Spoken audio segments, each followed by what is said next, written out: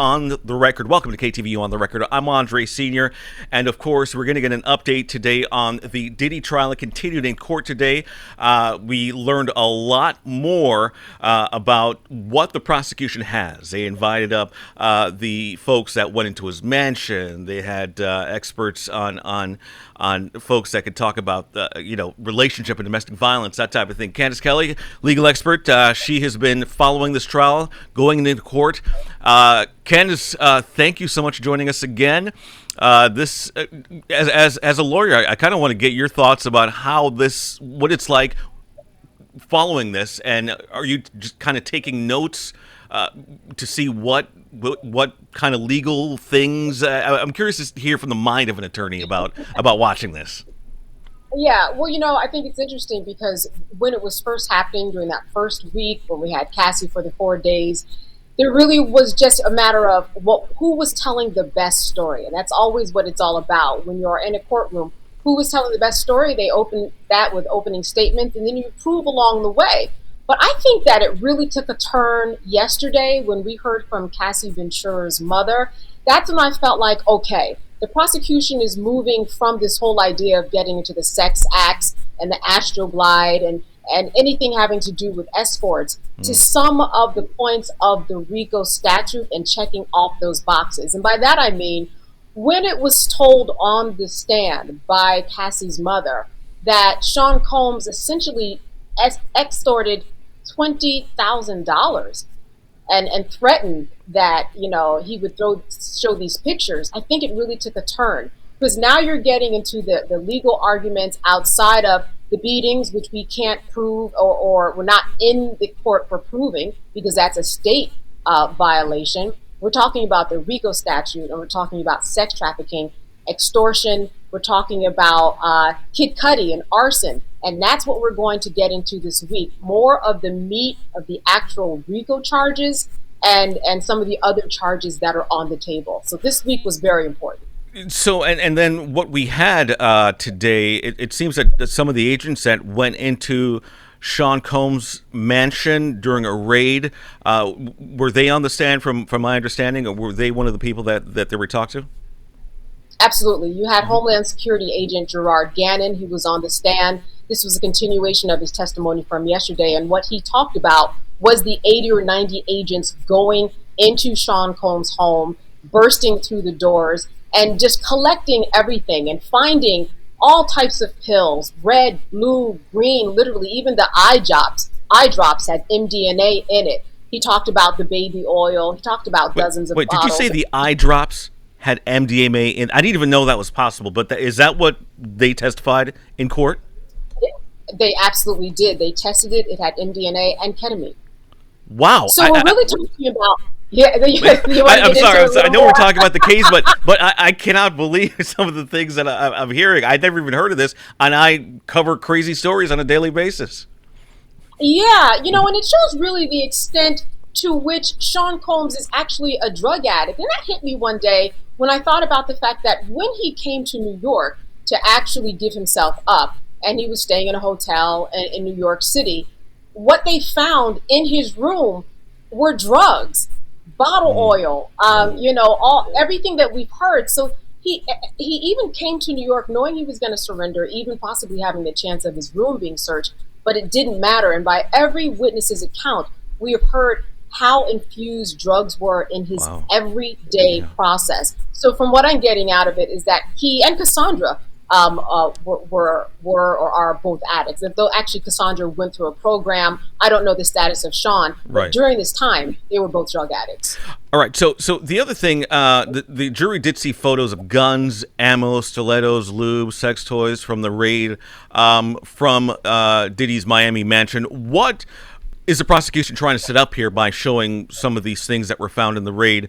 I understand the aspect of the freak-offs and that type of thing, but how does this present and help their case? Well, at that point, you're trying to lay out all the evidence that this is someone that is a mastermind. And when you think of a mastermind of something illegal, what does a mastermind who's doing something illegal have? Well, they typically might have guns with the numbers that are etched out. They typically might have drugs. They typically might have things that indicate that they are in control of Gotcha. all of these things and that they're kind of manifesting power. So I think that that was the whole point where they're getting closer to the target. Yeah, and just to remind our audience, they testified that some of the weapons found in his mansion had the serial number scratched off, and that is indicative of criminal activity. That at least that's the implication, because when a police officer's office often find a gun with the serial numbers scratched off, that means like the gun is stolen. The weapon's being used in some sort of nefarious activity. So I suppose that's the implication in this case, huh? Absolutely, because when you scratch off a serial number, what you're doing is you're saying that you don't want your gun to be traced. Well, why wouldn't you want your gun to be traced and in the system? Because you're doing something wrong. So that's more than the implication, as you said. That is a crime, and I think that they're going that way. Now, I will say that even on cross, it was brought out that these guns they were not useful at the time. In other words, they didn't have any ammunition while they were working. They were wrapped up also. So that was the cross did their job there. So that's why I say you go back and forth, but I do think the prosecution is making its case day by day. All right. So some new photos also appear to show, at least this is the reporting coming out of one organization, that Diddy was preparing for freak-offs despite the feds closing in. Was that apparent in the courtroom today as they were presenting it, that Diddy did not seem to, the legal issues facing him didn't seem to stop or slow down these freak-offs that apparently the prosecution say, was really bad and really problematic for people like Cassie? Yeah, well, it's very clear that he was moving in spite of what he knew was looming. I mean, because you do hear of certain things when they might potentially be happening to you.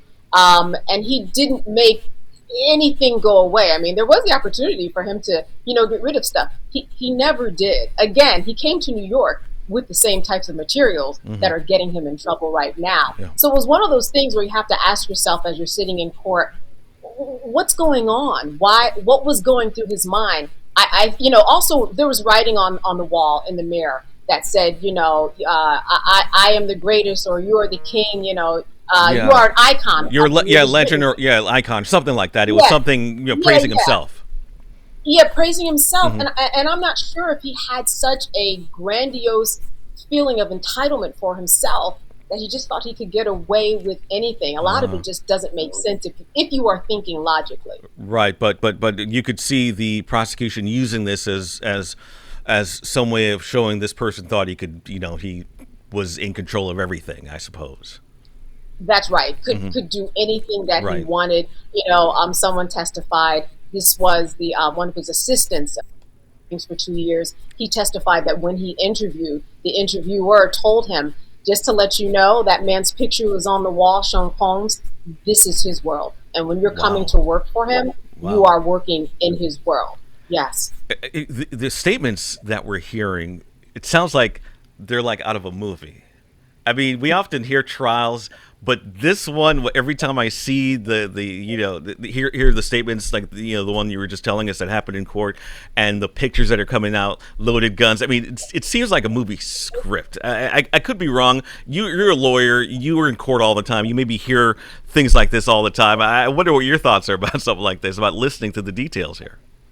Yeah, it did feel like a script, and then it made me think about the videos and the way that the hip hop industry, other industries too, but we're talking about hip hop industry, how they, love the Al Capones, how they love, the guns, and they put that in their rap, and their videos kind of emulated. So as I was sitting there, I said, this is really playing out like one of the videos or the movies that we see with mobsters and the mob. And then that naturally leads me to think of RICO, because that's why RICO was even created in 1970. So yeah, I was connecting some dots in the back, because it does feel like a movie script. Listen, when you have someone come to the stand and he's a sex worker and his name is the Punisher, You can't, you can't write it better than That's what I that. mean. I mean, every time you turn around, there's something about this case. You're like, seriously, that happened? Yeah, That's a real thing. I exactly. had to stop you earlier about MDMA, in that little bottle that you put in your. I just things that I'd not heard of. I continue to hear, but if true, they say rich people do have access to things that all of us regular folks down here don't have access to. I do want to ask you this one thing. Diddy's lawyers did show texts in court where Cassie said she loved the freak-offs, and the reason that's interesting is because as we're talking about, the defense continues to try and poke holes in the prosecution. What did you think, Candace, about this statement in court? I thought to myself, okay, I looked at the jury at that time to say, okay, what's going on here? Yeah. What's their reaction? Because there were times, I mean, she was part of financial transactions. There were texts, like you said, saying, I love you, and yes, I want to do the streak off. I want to do it for you, and I want, a bunch of expletives. She really kind of painted that what she wanted to do. I saw it as someone who was at the beginning of a relationship, and I think that's where we are now. We got to the beginning of the relationship, then the beatings happened, Yeah. and then she thought, what am I doing? But now he's got these videos holding them over her head, and now she's stuck. Right. So I See, tried to think of it in terms of how any relationship progresses. At the beginning, you're trying to do all of these things for your partner, yeah. but it changed. And that's what I thought when I read about that happening in court, because it's not so unusual for you to try and say you like something to make your partner happy. So that's why I'm curious to see how that went over in court. And it sounds like you were interested in seeing how the jury processed that as well. We don't know, but we can look over and see their reaction. Yeah, and then you can look at Sean Combs's reactions. He spends a lot of time reacting. I got Oh reports wow. today that he didn't spend a lot of time reacting, but he's very, very reactive and involved in writing notes and, thanking the press. He's turning around and kind of bowing to everybody, looking everybody in the eye, telling people that he loves, I'm fine, I'm doing well. So yeah, there's some reaction sometimes from the jury and from Sean. Well, he's not a stupid guy. He's been around for a long time. I mean, I've listened to some of his artists. When it is Diddy, Biggie was my favorite artist growing up. During his time. So this guy's been Oh around the yeah, business for a long time. he really has. The Faith Evans. It's like I'm in the Yeah. car today, and I was like, wow, I cannot. I'm hearing Total. I'm hearing Faith Evans. I thought I really can't turn off these songs every time I hear one because they're just all over the place. They're Because everywhere. let me tell you, they are. Because being in court, and now I hear the song obviously, and it just kind Yeah. of sits a different way. Yeah. And it's tough. It's hard. It's hard to see. I was amazed at how much he beats allegedly Right. beats Cassandra. I mean, Yeah. at the dinner table, while they're out in front of people, punching in the face, closed fist, open fist. It was a lot. It's just a lot. It is. It is really, really heavy. And if you've known someone, and I've known people who have been victims of domestic violence. This is it's scary, and sometimes it only ends when one person ends to jail. One person I know, it ended, with the person going to jail for several years for threatening the Right, person that I right. knew. But it sometimes doesn't end that way. I mean, we've done the stories about them. So she's fortunate that she did get out. And by the way, since we're talking about this subject, what's interesting is they had an expert on the stand today, linked to the Amber Heard case. What can you tell us about what she talked about and what insight she provided? Well, this was a psychologist by the name of Dawn Hughes, a forensic psychologist. She is what they call a blind witness. This is someone who has not spoken to Cassie or spoken to Sean Combs or spoken to anybody in the Gotcha. case.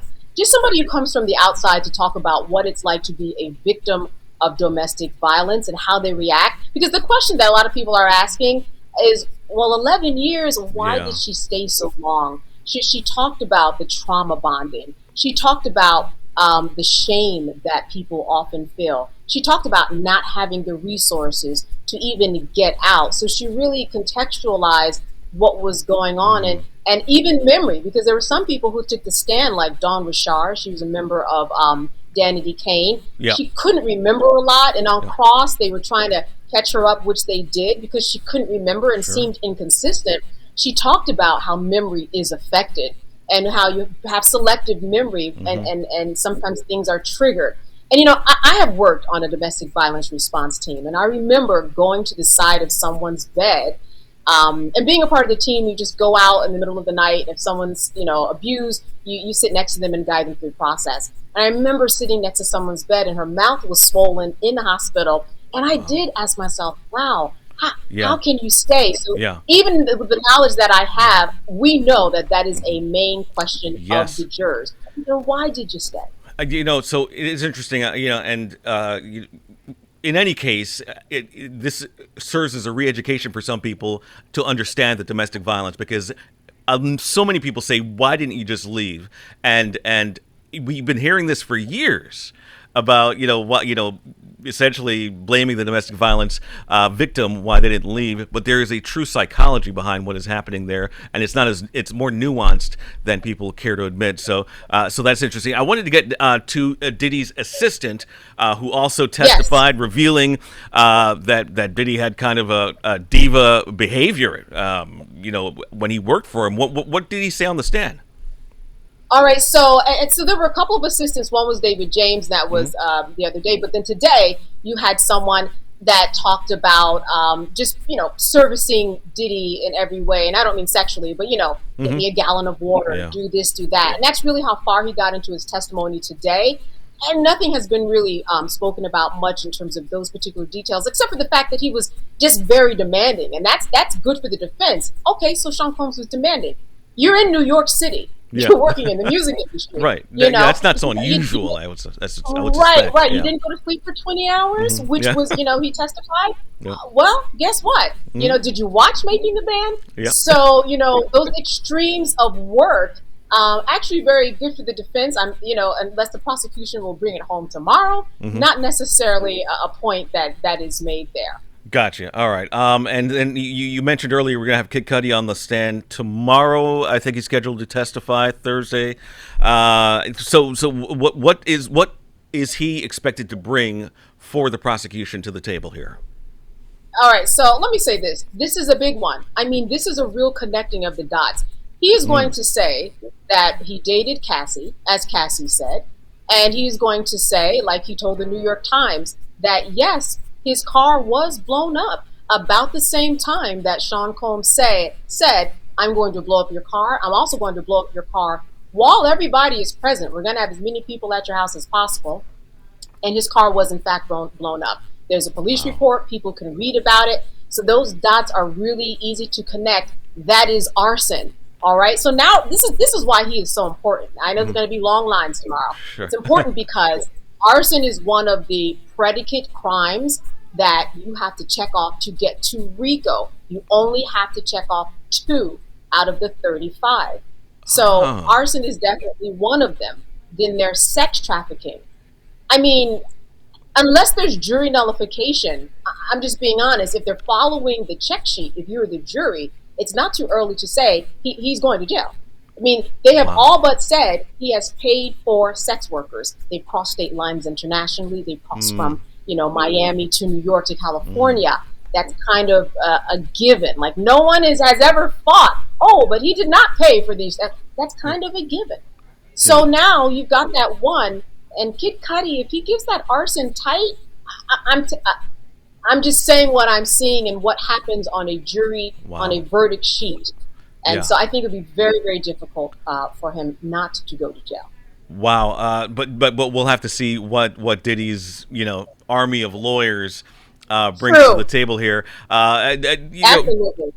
So are you curious to see how the defense will try to dismantle the prosecution's case, and if so, what could they possibly bring at this point? I mean, this case is expected to take a while, so I wonder. What we're going to see is people's memories be tested. That's what they've been doing so far. Inconsistent statements. That's never good for a jury. Makes them look like a liar, or that they just can't remember properly. What you're going to see is, especially in closing, listen, these were 2 addicts that were in a relationship. Can they remember? Weren't they just in a bad relationship at the end of the day? Hmm. Aren't we all in bad relationships? Except that kind of the threshold was a little higher when it Hmm. comes to these sex parties and Freak all of offs, that. yeah. Hmm. Um, yeah, the freak offs. And I just think that they are going to go through each person and try to impeach them the best that they can. But it's going to be very hard when you have staff members, when you have security coming and saying what they saw, because we've heard about all of these people. Now we're going to hear from them in person over the next couple of weeks. It will be very difficult. But, I was very surprised about what they've done on Cross with a couple of people, so you never know. That's what I'm saying, and that's why I wanted to get into your head to see what you thought, because you do never know the simple things that they can bring Yeah, up. How's your memory, that type of thing that could put that doubt in the jury's mind and get the case to exactly. swing in your direction. All right, Candace. So you think tomorrow you're gonna be fighting to get a place in the courtroom? Yeah, I Yeah. think I'll be fighting, but it certainly is worth it. We have heard about Kid Cudi for years. It's been a Yeah. decade Hmm. now. Yeah. Yeah, so to hear those details from someone who's also in the entertainment industry, it's just a totally different scene when you get that type of witness that is actually going to connect the dots. I also want to say that closing arguments are always very important to help connect the Hmm. dots, and that's really going to be the best time for the defense to do their job, to Hmm. react to what all the people, places, and things that the prosecution has brought up. But I think that one thing is clear, that we know that Sean Combs is an addict. Yeah. We know that Cassie, I think they made the point that she did not want to be there. I want to just point out one thing, and that was the I'm not sure if I did it or not, my memory, but Hmm. just the specific email that she sent to her mother saying, "Listen, Sean Combs is going to release these sex tapes on me, and I'm scared." He gave her dates and everything. I mean, this Wow. just those specifics are going to be difficult for a jury to ignore in the process of all of this. Wow. So I want to ask you. You said you get up you get up at 5 a.m., or you're at the court at 5 a.m. to get in to and how many seats are Yeah, there in there? Is it yeah, a big courtroom or no? yeah. So normally they will let in on the public 14 people, but in terms of the press, they probably let in about 30 people. But during a couple of the testimonies, they kind of will add some chairs. But then if you're not in there, then you go to the overflow room, which I kind of find more interesting. Why? Oh. Because you've got people who are not attorneys or journalists. They are just Ah. stone cold followers of the case, Sean Combs lovers or haters. They are Wow. talking, they know everything. And Really? they just, yeah, I mean, they know, they can quote dates that he was arrested. I mean, they might as well be Wow. an attorney. Like, Yeah. they know these things, and they get Wow. up early too in order to get in line with all of the journalists. So Wow. hearing them, and what I always say is hearing them is like hearing from the jurors, because they are the public, and they are Mhm. following it in a way, but they're the people who are probably representative of the jury that we're seeing. So Mhm. it's always interesting to hear what they say. And I will say that many of them have said that they have made the case for him crossing lines, for the state lines, for the purposes of prostitution. I think we Ah. all get that. Yeah. Whether Right. you're Right. Right. lay or whether Yeah. you've gone to law school, I think we all get that. He Yeah. crossed state lines for somebody to engage in sexual acts that he paid for. All right. And I know. we're only okay. So Cassie did last week. We're only like the second weekend, and a few more Can people you believe in, it? and it just keeps coming. Candace Kelley, legal expert. Thank you so much for joining us and providing your insight into this case, and taking us into the courtroom and the legal aspects of things. It is certainly an interesting case, and Oh, we'll yes. see what happens. It's not even close to being over yet, as far as we know. Right. But you are correct. We're gonna. Hey, we've got about 3 or 4 more weeks of person after person, and some of these Yeah. people we don't even know. Yeah. So we Oh, will okay. see. Oh, wow. Okay. All right. All right. All right. So we'll be talking again soon. So we appreciate it. All right. Candace Kelley, legal expert here. Thank you for joining us on KTVU on the record. Absolutely.